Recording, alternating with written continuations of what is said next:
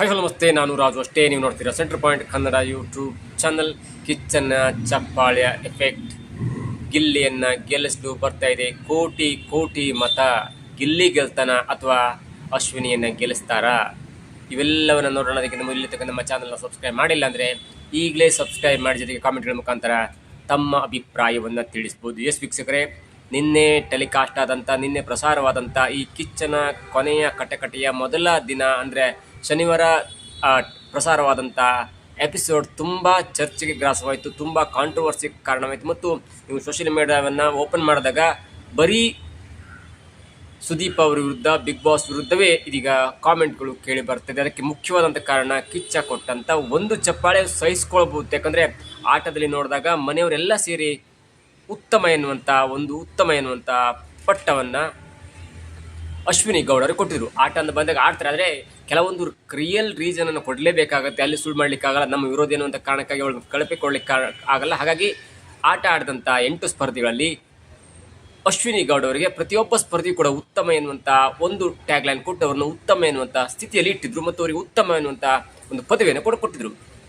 ಅದಾದ ನಂತರ ಅದೇ ಮನೆಯ ಸ್ಪರ್ಧಿಗಳು ಕಳಪೆಯನ್ನು ಕೊಡು ಬಂದಾಗ ಧ್ರುವ ಅಂತವ್ರಿಗೆ ಕಳಪೆಯನ್ನು ಕೊಟ್ಟಿದ್ರು. ಮತ್ತು ಧ್ರುವ ಅಂತವ್ರು ಕಿರ್ಚಾಡ್ತಾರೆ, ಹಾರಾಡ್ತಾರೆ, ಅವ್ರಿಗೇನು ಒಂದು ಇಂಟೆನ್ಷನ್ ಇಲ್ಲ, ಗೇಮ್ ಇಲ್ಲ, ಥೀಮ್ ಇಲ್ಲ, ಏನೂ ಇಲ್ಲ, ಅವರು ಮಂಚಿಗೆ ಬಂದಂಗೆ ಆಡ್ತಾರೆ ಅನ್ನೋ ಕಾರಣಕ್ಕೆ ಕೆಲವೊಂದು ಪರ್ಟಿಕ್ಯುಲರ್ ರೀಸನ್ ಇಟ್ಕೊಂಡು ಸ್ಪರ್ಧಿಗಳು ಧ್ರುವ ಅಂತವರಿಗೆ ಕಳಪೆಯನ್ನು ಕೊಟ್ಟಿದ್ರು.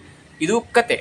ಅದಾದ ನಂತರ ಕಿಚ್ಚ ಸುದೀಪ್ ಅವರು ಬರ್ತಾರೆ, ವಾರದ ಕಿಚ್ಚನ ಚಪ್ಪಾಳೆ ಕೊಡ್ತಾರೆ. ಎಸ್, ಅಫ್ಕೋರ್ಸ್ ಅದು ಅಶ್ವಿನಿ ಗೌಡ ಅವರಿಗೆ ಹೋದ್ರಲ್ಲಿ ಯಾವುದೇ ತಪ್ಪಿಲ್ಲ. ಆದರೆ ಅದಾದ ನಂತರ ಮನೆ ಮಂದಿಯೆಲ್ಲ ಕಳಪೆ ಕೊಟ್ಟಂಥ ಧ್ರುವ ಅಂತವರಿಗೆ ಈ ಸೀಸನ್ನ ಕಿಚ್ಚನ ಚಪ್ಪಾಳೆ ಕೊಟ್ಟದಿದೆಯಲ್ಲ, ಅದು ಅನೇಕ ಚರ್ಚೆಗೆ ಗ್ರಾಸವಾಯಿತು ಮತ್ತು ಅದರಿಂದ ಅನೇಕ ತಿರುವುಗಳು ಪಡ್ಕೊಂಡ್ವು. ಏನೋ ಅಶ್ವಿನಿ ಗೌಡ ಅವ್ರನ್ನ ಗೆಲ್ಲಿಸ್ಬಿಡ್ತಾರೆ, ಅಶ್ವಿನಿ ಗೌಡರೊಬ್ಬರೇ ಮುಂತಂದರೆ ಅದಕ್ಕೆ ಡೌಟ್ ಬರ್ತದೆ ಅನ್ನೋ ಕಾರಣಕ್ಕಾಗಿ ಅಶ್ವಿನಿ ಗೌಡ ಆಪ್ತರಾಗಿರುವಂಥ ಧ್ರುವಂತವ್ರಿಗೂ ಕೂಡ ಮುಂದೆ ತಂದು ಅವರು ಟಾಪ್ 4 ಟಾಪ್ 5 ತಂದು ಹಾಗೆ ಮಾಡಿದಾಗ ಇಲ್ಲ, ಆಟಕ್ಕೆ ನಾವು ಮುಖ್ಯ ಕೊಡ್ತೀವಿ, ಪ್ರಾಮುಖ್ಯತೆ ಕೊಡ್ತೀವಿ. ಆಟ ಅಂತ ಬಂದಾಗ ನಾವು ಪ್ರತಿ ಸ್ಪರ್ಧೆಯನ್ನು ಕನ್ಸಿಡರ್ ಮಾಡ್ತೀವಿ. ಕೇವಲ ಅಶ್ವಿನಿ ಅವರಿಗೆ ಮಾತ್ರ ನಾವು ಪ್ರಾಮುಖ್ಯತೆ ಕೊಟ್ಟಿಲ್ಲ, ಧ್ರುವಂತವರಿಗೆ ಕೊಡ್ತೀವಿ ಅನ್ನುವಂಥ ಒಂದು ಟ್ಯಾಗ್ ಲೈನನ್ನು ಹಾಕಲಿಕ್ಕೆ, ಒಂದು ಸೈಡ್ ಲೈನನ್ನು ಹಾಕಲಿಕ್ಕೆ, ಒಂದು ಪಂಚ್ ಲೈನನ್ನು ಕೊಡಲಿಕ್ಕೆ ಇದೀಗ ಧ್ರುವಂತವರಿಗೆ ಇಲ್ಲಿಯ ತನಕನೂ ಕೊಡದಿದ್ದಂಥ 12 ಸೀಸನ್ಗಳಲ್ಲಿ 11 ಸೀಸನ್ಗಳಲ್ಲೂ ಈ ಸೀಸನ್ ಆಫ್ ದ ಕ್ಲಾಪ್ ಕೊಟ್ಟಿಲ್ಲ.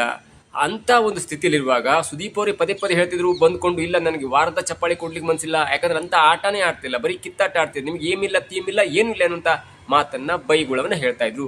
ಅಷ್ಟರ ಪ್ರಮುಖವಾಗಿಯೂ ಕೂಡ ಕೇವಲ 2-3 ದಿನದ ಆಟವನ್ನು ಗಮನಿಸಿ ಈ 4-5 ತಿಂಗಳ ಅಂದರೆ 105 ದಿನಗಳ ಕಾಲದ ಒಂದು ಅವಧಿಯ ಕಿಚ್ಚನ ಚಪ್ಪಾಳೆ ಕೊಡ್ತಾರೆ. ಅಂದರೆ ಅದು ಕಿಚ್ಚನ ಚಪ್ಪಾಳೆ ಎಷ್ಟರ ಮಟ್ಟಿಗೆ ಫ್ಯಾನ್ಸ್ ಹತ್ರ ಅಥವಾ ಅಭಿಮಾನಿಗಳು ಬೇರೆ ಬೇರೆ ವಿಶ್ಲೇಷಣೆ ಮಾಡೋರಿಗೆ ಸ್ವಲ್ಪ ಬೇಸರ ತರಿಸ್ತಂದರೆ, ಒಂದು ಅಭಿಮಾನಿ ಬೆಳಗ್ಗೆ ಹೇಳುತ್ತೆ ಕಿಚ್ಚನ ಚಪ್ಪಾಳೆ ಅಶ್ವಿನಿಗಲ್ಲ, ಅದು ಗಿಲ್ಲಿಗೆ ಹೋಗಬೇಕು, ಜೊತೆಗೆ ಈ ವಾರದ ಕಳಪೆ ಅಂದರೆ ಅದು ಕಿಚ್ಚ ಸುದೀಪ್ ಅವರಿಗೆ ಹೋಗಬೇಕು, ಅಷ್ಟು ಕೆಟ್ಟದಾಗಿ ಈ ಸಲ ಪಂಚಾಯತಿನ ನಡೆಸ್ಕೊಟ್ಟಿದ್ದಾರೆ ಅನ್ನುವಂಥ ಒಂದು ಮಾತು ಕೇಳಿ ಬರ್ತಿತ್ತು. ಅದಕ್ಕೆ ಒಂದು ಸರ್ವೆ ಕೂಡ ಆಗಿತ್ತು. ಅಂದರೆ ಈ ಸಲದ ಕಿಚ್ಚನ ಪಂಚಾಯತ್ ಹೀಗಿತ್ತು ಅನ್ನೋಂಥ ಒಂದು ಸರ್ವೆ ಮಾಡಿದಾಗ 54% ಜನರು ಇದು ವೇಸ್ಟು, ಇಲ್ಲಿ ಅರ್ಥನೇ ಇಲ್ಲ, ಸುಖ ಸುಮ್ಮನೆ ಒಬ್ಬರನ್ನು ಓಲೈಕೆ ಮಾಡೋ ಸಲುವಾಗಿ ಕಿಚ್ಚ ಸುದೀಪ್ ಅವರು ಈ ಕಿಚ್ಚನ ಪಂಚಾಯತಿಯನ್ನು ನಡೆಸಿಕೊಂಡು ಧ್ರುವಂತ್ ಮತ್ತು ಅಶ್ವಿನಿ ಅವರಿಗೆ ಹಾಡಿ ಹೋಗಿದ್ದಾರೆ ಅನ್ನುವಂಥ ಮಾತು ಕೂಡ ಕೇಳಿ ಬಂತು. ಜೊತೆಗೆ ಇದೀಗ ಸರ್ವೆ ಮಾಡಿದಾಗ, ನಮ್ಮ ಒಂದು ಸರ್ವೆ ಕೂಡ ಮಾಡಿದಾಗ, ಒಂದು ಕಿಚ್ಚನ ಚಪ್ಪಾಳಿ ಎಫೆಕ್ಟಿಗೆ ರೊಚ್ಚಿಗೆದಂಥ ಗಿಲ್ಲಿಯ ಫ್ಯಾನ್ಸ್ ಇದೀಗ ರಾಶಿ ಲಕ್ಷ ಕೋಟಿ ಮತ ಹಾಕುವಂಥ ನಿಟ್ಟಿನಲ್ಲಿ ಇದೀಗ ಓಟನ್ನು ಒತ್ತಾ ಇದ್ದಾರೆ. ಅದು ಕೂಡ ನಮ್ಮ ಸರ್ವೆದಲ್ಲಿ ನಿಮಗೆ ಕಾಣುತ್ತೆ. ನಾನು ಅದನ್ನು ಸರ್ವೆ ಹೇಳ್ತೇನೆ. ಅದಾದ ನಂತರ ಗಿಲ್ಲಿಯ ಫ್ಯಾನ್ಸ್ಗೆ ಮತ್ತೊಂದು ಸಿಟ್ಟು ಬಂದೇನೆಂದರೆ, ಓಕೆ, ಮೊನ್ನೆ ಕಾವ್ಯ ಜೊತೆ ಆಟ ಆಡುವಾಗ ಕಾವ್ಯ ಅವರನ್ನು ದೂರ ಆದರೂ ಕೂಡ ನಮ್ಮ ಸ್ಪರ್ಧಿ ಕಾವ್ಯರು ಆಡ್ತಾ ಇದ್ದಾರೆ, ಹಾಗಾಗಿ ನಾನು ಕೂಡ ಅವರಿಗೆ ಸಪೋರ್ಟ್ ಮಾಡಬೇಕನ್ನೋ ದೃಷ್ಟಿಯಲ್ಲಿ 10 ಪೋಲ್ಗಳನ್ನು ಕೇವಲ 3-4 ನಿಮಿಷದಲ್ಲಿ ನೀರಲ್ಲಿ ಮುಳುಗಿ ನೀರು ಕುಡಿದು ವಾಮಿಟ್ ಆದರೂ ಕೂಡ ತನ್ನ ಒಂದು ಶ್ರದ್ಧೆಯನ್ನು ಮೆರೆಬೇಕು ಅನ್ನೋ ಕಾರಣಕ್ಕಾಗಿ ಗಿಲ್ಲಿ ಕಾವ್ಯಗೆ ಸಪೋರ್ಟ್ ಮಾಡ್ತಾರೆ.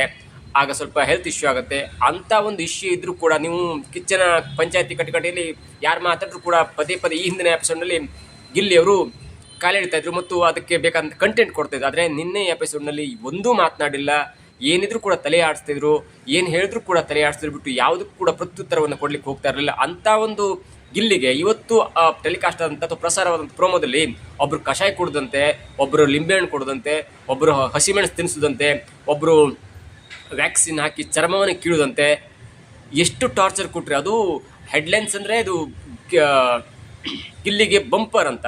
ಅಂಥ ಒಂದು ಟ್ಯಾಗ್ ಲೈನ್ ಕೊಟ್ಕೊಂಡು ನೀವು ಅವ್ರಿಗೆ ಹೊಡೆಯದಂತೆ ಟಾರ್ಚರ್ ಕೊಡದಂತೆ ಅದು ಬೇಕಿತ್ತ. ಇಂಥ ಒಂದು ಸ್ಥಿತಿಯಲ್ಲಿ ಹೆಲ್ತ್ ಇಶ್ಯೂ ಆದಾಗ ಅಂಥದ್ದೊಂದು ಟಾರ್ಚರ್ ಬೇಕಿತ್ತ ಅನ್ನೋದು ಕೂಡ ಇದೀಗ ಗಿಲ್ಲಿಯ ಫ್ಯಾನ್ಸನ್ನು ರೊಚ್ಚಿಗೆಬ್ಸಿದೆ. ಒಂದು ಕಿಚ್ಚನ ಚಪ್ಪಾಳೆ ಅದು ಧ್ರುವಂತವ್ರಿಗೆ ಕೊಟ್ಟಿದ್ದು, ಎರಡನೇದಾಗಿ ಗಿಲ್ಲಿಯನ್ನು ಮೂಲೆಗೊಂಬು ಮಾಡಿದ್ದು, ಮೂರನೇದಾಗಿ ಹುಷಾರಿಲ್ಲದ್ರೂ ಕೂಡ ಅವರನ್ನು ಮತ್ತೆ ಟಾರ್ಚರ್ ಕೊಟ್ಟು ಅವರಿಗೆ ಹಸಿಮೆಣಸಿನಕಾಯಿ ತಿನ್ನಿಸೋದಾಗಲಿ ಅಂಥದ್ದು ಮಾಡಿದ್ದು.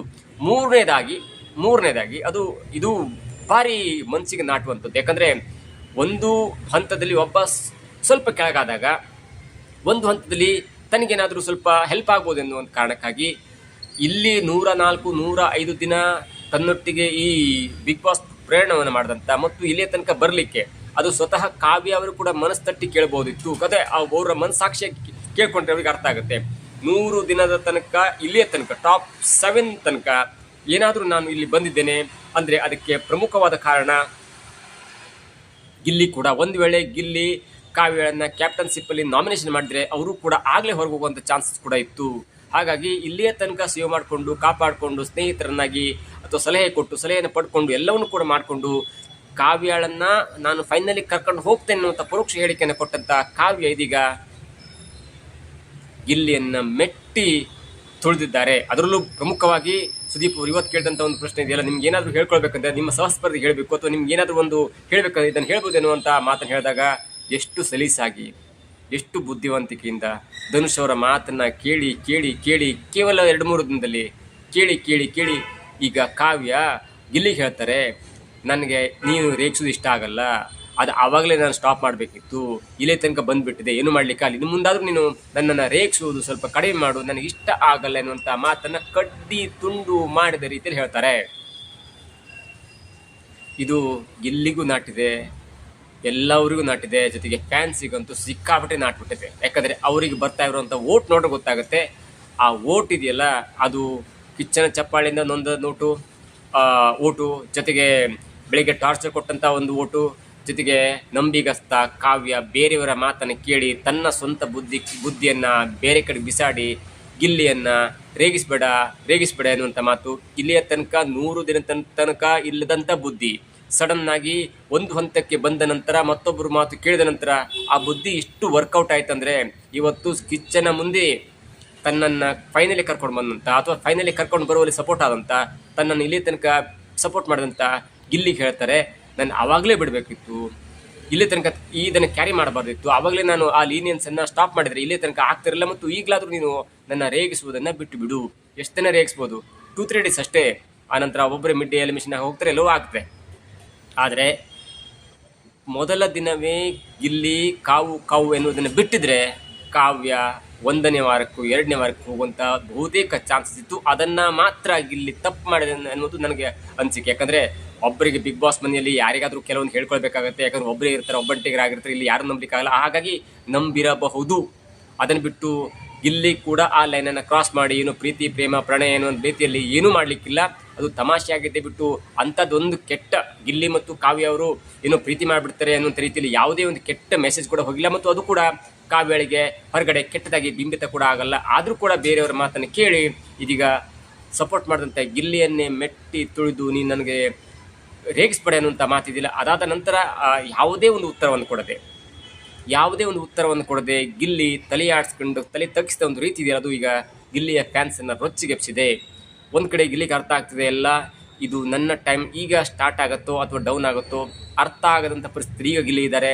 1-2 ದಿನದಲ್ಲಿ ಎಲ್ಲವೂ ಸುಧಾರಿಸ್ಬೋದು. ಆದರೆ ಸದ್ಯದ ಮಟ್ಟಿಗೆ ಗಿಲ್ಲಿಗೆ ಏನೂ ಅರ್ಥ ಆಗ್ತಿಲ್ಲ, ಏನೂ ಮಾಡಲಿಕ್ಕೆ ಹೋಗ್ತಿಲ್ಲ, ಒಂಥರ ಸಂಕಷ್ಟದಲ್ಲಿದ್ದಾರೆ ಅಂತ ಹೇಳ್ಬೋದು.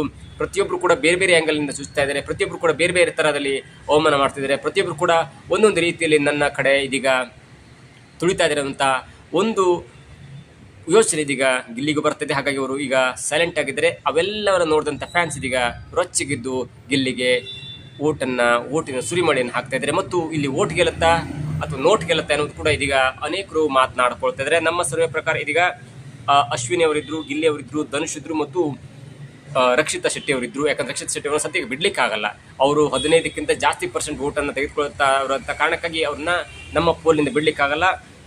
ನಿನ್ನೆ ಕಾವ್ಯ ಅವರಿದ್ರು, ಅವರನ್ನು ಬಿಟ್ಟಿದ್ವಿ, ಕೆಲವೊಂದು ಕಾರಣಕ್ಕಾಗಿ ಬಿಟ್ಟಿದ್ವಿ. ಅಲ್ಲಿ ಈ ಟಾಪಿಗೆ ಹೋದಂಥ ಧನುಷ್ ಅವ್ರನ್ನ ಮತ್ತೆ ಸೇರಿಸ್ಕೊಂಡ್ವಿ. ಹಾಗಾಗಿ ಅಶ್ವಿನಿ, ಗಿಲ್ಲಿ, ಧನುಷ್ ಮತ್ತು ರಕ್ಷಿತಾ ಶೆಟ್ಟಿ ಈ ವೋಟಿಂಗ್ ಮಾತ್ರ ನೋಡಿದರೆ 66-67% ವೋಟ್ ಇದ್ದಂಥವ್ರು ಸಡನ್ನಾಗಿ ಏರಿಕೆ ಆಗ್ತಾರೆ ಅಂದರೆ ಇದು ಯಾವ ಲೆಕ್ಕದ ವೋಟ್ ಅಂತ ಹೇಳ್ಬೋದು. ಕೊನೆಯ ಸ್ಥಾನದಲ್ಲಿ ನನ್ ಅದರ್ ದೆನ್ ಧನುಷ್ ಅವರು 2% ಅಂದರೆ 1 ಕೋಟಿ ವೋಟನ್ನು ಪೋಲ್ ಆಗಿದ್ರೆ 1 ಕೋಟಿ ವೋಟ್ ಬಂದಿದ್ರೆ ಅವರಿಗೆ ಕೇವಲ 2 ಲಕ್ಷ ಮತಗಳು ಬಂದಿದೆ ನಮ್ಮ ಸರ್ವೆಯಲ್ಲಿ. ಇನ್ನು ಅಶ್ವಿನಿ ಗೌಡ ಅವರಿಗೆ ನಿನ್ನೆ 90% ಇತ್ತು, ಇವತ್ತು 10% ಆಗಿದೆ. ಕಿಚ್ಚನ ಚಪ್ಪಾಳೆ ಅದು ಎಲ್ಲವೂ ಸೇರಿ ಕೆಲವೊಂದು ರಕ್ಷಿತ್ ಶೆಟ್ಟಿ ಅವರಿಗೆ ಕೇಳಿದ್ರೆ ಎಲ್ಲವೂ ಕೂಡ ಪ್ಲಸ್ ಆಗಿ ಅದೀಗ ಅಶ್ವಿನಿ ಅವರಿಗೆ ಸರಿಸುಮಾರು 10% ಅಂದರೆ 1 ಕೋಟಿ ಮತಗಳು ಬಂದಿದ್ರೆ ಅದರಲ್ಲಿ 10 ಲಕ್ಷ ಮತಗಳು ಅಶ್ವಿನಿ ಗೌಡ ಅವರಿಗೆ ಬಂದಿದೆ. ಇನ್ನು ರಕ್ಷಿತ್ ಶೆಟ್ಟಿ ಅವರಿಗೆ 3ನೇ ಸ್ಥಾನದಲ್ಲಿದ್ದಾರೆ. ಆದರೆ ನಿನ್ನೆ 19-20% ಇತ್ತು, ಆದರೆ ಈಗ ಸಡನ್ ಆಗಿ ಡೌನ್ ಆಗಿದೆ. ನಿನ್ನೆ ಕಿಚ್ಚನ ಚಪ್ಪಾಳೆ ಮತ್ತು ಸುದೀಪ್ ಅವರು ರೇಗಿಸಿದ್ದು ಕೆಲವೊಂದು ಅವರಿಗೆ ಕನ್ಫ್ಯೂಸ್ಮೆಂಟ್ ಅಲ್ಲಿದ್ದಾರೆ. ಅವ್ರಿಗೆ ಏನು ಹೇಳಬೇಕು ಅರ್ಥ ಆಗ್ತಿಲ್ಲ, ಏನು ಮಾಡಬೇಕು ಅಂತ ಅರ್ಥ ಆಗ್ತಿಲ್ಲ. ಎಲ್ಲದಕ್ಕೂ ಹೂ ಅಂತಾರೆ, ಎಲ್ಲದೂ ಹೌದು ಅಂತಾರೆ, ಮತ್ತೆ ಅದನ್ನೇ ಮುಂದುವರಿಸ್ತಾರೆ. ಜೊತೆಗೆ ಗಿಲ್ಲಿ ಅವರಿಗೆ ಸ್ವಲ್ಪ ಅದರಿಂದ ಹಿನ್ನಡೆ ಆಯ್ತಲ್ಲ, ಹಾಗಾಗಿ ಗಿಲ್ಲಿ ಫ್ಯಾನ್ಸ್ ಕೂಡ ಸ್ವಲ್ಪ ಕಡಿಮೆ ಮತ ಹಾಕಿದ್ದಾರೆ ಅಂತ ಹೇಳ್ಬೋದು. ಹಾಗಾಗಿ ಇದೀಗ 14% ಅಂದರೆ 1 ಕೋಟಿ ವೋಟನ್ನು ಪೋಲ್ ಆಗಿತ್ತಂದರೆ ಅದರಲ್ಲಿ 14 ಲಕ್ಷ ಮತಗಳು ರಕ್ಷಿತಾ ಶೆಟ್ಟಿ ಅವರಿಗೆ ಬಂದಿದೆ. ಇನ್ನು ದಿನದಿಂದ ದಿನಕ್ಕೆ ಆಗ್ತಿರುವಂಥ ಅವಮಾನ, ಚುಚ್ಚು, ಟಾರ್ಚರು, ಹೀಯಾಳಿಸೋದು, ಮೋಸ ಎಲ್ಲವನ್ನ ನೋಡ್ಕೊಂಡು ರೊಚ್ಚಿಗೆದಂಥ ಫ್ಯಾನ್ಸ್ ಇದೀಗ 74% ಮತ ನಮ್ಮ ಪೋಲ್ನಲ್ಲಿ ಹೈಯೆಸ್ಟ್ ಮತ ಇವತ್ತೇ ಬಂದಿದ್ದವರಿಗೆ 68, 67, 68, 70 ತನಕ ಹೋಗುತ್ತೆ. ಆದರೆ ಫೈನಲ್ ಹತ್ತಿರ ಬರ್ತಾ ಇರೋದ್ರಿಂದ ಗಿಲ್ಲಿಗೆ ಆದಂಥ ಅವಮಾನ ಎಲ್ಲವನ್ನ ಸಹಿಸಿಕೊಂಡು ರೊಚ್ಚಿಗೆದಂಥ ಗಿಲ್ಲಿ ಫ್ಯಾನ್ಸ್ಗಳು ಇದೀಗ 74% ಮತ ಅಂದರೆ ಸರಿಸುಮಾರು 1 ಕೋಟಿ ಮತದಲ್ಲಿ 74 ಲಕ್ಷ ಮತಗಳು ಗಿಲ್ಲಿಗೆ ಬಂದಿದೆ. ಅಂದರೆ ಗಿಲ್ಲಿಯ ವೋಟ್ ಗೆಲ್ಲತ್ತಾ ಅಥವಾ ಬೇರೆಯವರ ಕಡೆಯಿಂದ ನೋಟ್ ಗೆಲ್ಲತ್ತಾ ಎಲ್ಲವೂ ಕೂಡ ಅನುಮಾನಕ್ಕೆ ಕಾರಣವಾಗಿದೆ. ನಮ್ಮ ಪ್ರಕಾರ ಗಿಲ್ಲಿ ಇದೀಗ ನಂಬರ್ 1 ಸ್ಥಾನದಲ್ಲಿದ್ದಾರೆ, ಮುಂದುವರೆತಾರೆ ಮತ್ತು ಬಿಗ್ ಬಾಸ್ ಟ್ರೋಫಿಯನ್ನು ಗೆದ್ದು ಬೀಗ್ತಾರೆ. ಇಲ್ಲಿ ಒಂದು ಅಂಕಿಅಂಶ ಹೇಳ್ತೇನೆ. ಮೊದಲ ಸ್ಥಾನದಲ್ಲಿರುವಂಥ ಗಿಲ್ಲಿಗೆ 74 ಲಕ್ಷ, 2ನೇ ಸ್ಥಾನದಲ್ಲಿರುವಂಥ ರಕ್ಷಿತಾ ಶೆಟ್ಟಿ ಅವರಿಗೆ 14 ಲಕ್ಷ, 60 ಲಕ್ಷ ಡಿಫ್ರೆನ್ಸ್ ಇದೆ. ಮೊದಲ ಕ್ಯಾಂಡಿಡೇಟ್ ಮತ್ತು 2ನೇ ಸ್ಥಾನದಲ್ಲಿರುವಂಥ ರಕ್ಷಿತಾ ಶೆಟ್ಟಿಗೆ 60 ಲಕ್ಷ ಅಂದರೆ 60% ಡಿಫ್ರೆನ್ಸ್ ಇದೆ. ಅಂದರೆ ಗಿಲ್ಲಿ ಹವಾ ಯಾವ ಮಟ್ಟಿಗೆ ಏರಿಕೆ ಆಗ್ತಿದೆ ಅನ್ನೋದಕ್ಕೆ ಇದೇ ಸಾಕ್ಷಿ. ಮುಂದಿನ ದಿನಗಳಲ್ಲಿ ಗಿಲ್ಲಿಗೆ ಮತ್ತಷ್ಟು ವೋಟ್ ಬರುತ್ತೆ ಅಥವಾ ಎಲ್ಲ ವೋಟ್ಗಳು ಬಿಗ್ ಬಾಸ್ ಅನ್ನು ಕನ್ಸಿಡರ್ ಮಾಡ್ತಾರೆ, ಏನು ಮಾಡ್ತಾರೆ ಎಲ್ಲವೂ ಕೂಡ ಕಾಲವೇ ಉತ್ತರ ಕೊಡಬೇಕಾಗಿದೆ. ಇದಾಗಿತ್ತು ಇವತ್ತಿನ ವಿಶೇಷ. ನೋಡ್ತಾರೆ centre point Kannada YouTube channel.